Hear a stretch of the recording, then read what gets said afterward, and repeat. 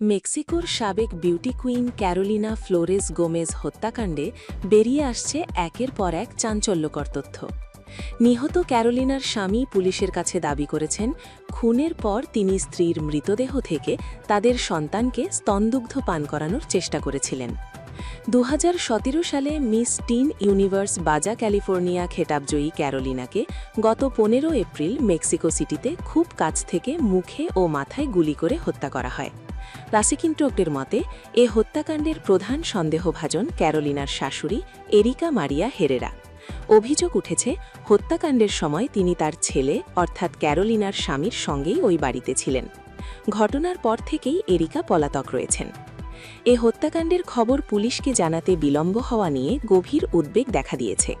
ঘটনার দিন রাতে গুলিবর্ষণের ঘটনা ঘটলেও ক্যারোলিনার স্বামী আলেজান্দ্রো পরদিন পুলিশকে খবর দেন। ক্যারোলিনার মা রেইনা গোনেজ মোলিনারোমঠিজো ঘাতক মাকে পালিয়ে যাওয়ার সুযোগ করে দিতেই আলেজান্দ্রো দীর্ঘ সময় লাশ ঘরে আটকে রেখেছিলেন। তবে আলেজান্দ্রো কর্তৃপক্ষের কাছে দাবি করেছেন, ক্যারোলিনা তার সন্তানকে স্তন্যদান করতেন, তাই মৃত্যুর পর তিনি মৃতদেহ থেকেই শিশুকে দুধ খাওয়ানোর চেষ্টা করেছিলেন।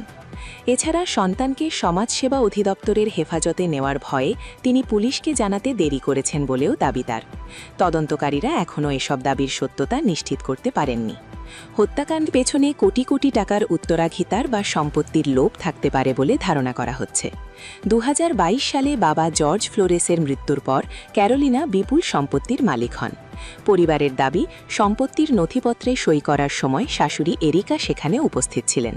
সান ডিয়েগোতে জন্ম নেওয়া ক্যারোলিনা মেক্সিকোর এনসেনাডায় বেশ কয়েকটি সুন্দরী প্রতিযোগিতায় শিরোপা জিতেছিলেন। বর্তমানে মেক্সিকো সিটির অভিজাত পোলানকো জেলায় এ হত্যাকাণ্ডের তদন্ত চালিয়ে যাচ্ছে পুলিশ। আলেজান্দ্রোকে এখনও গ্রেফতার করা না হলেও ঘটনার সময় উপস্থিত থাকা এবং খবর দিতে দেরি করার কারণে তাকে নিবিড় পর্যবেক্ষণে রাখা হয়েছে।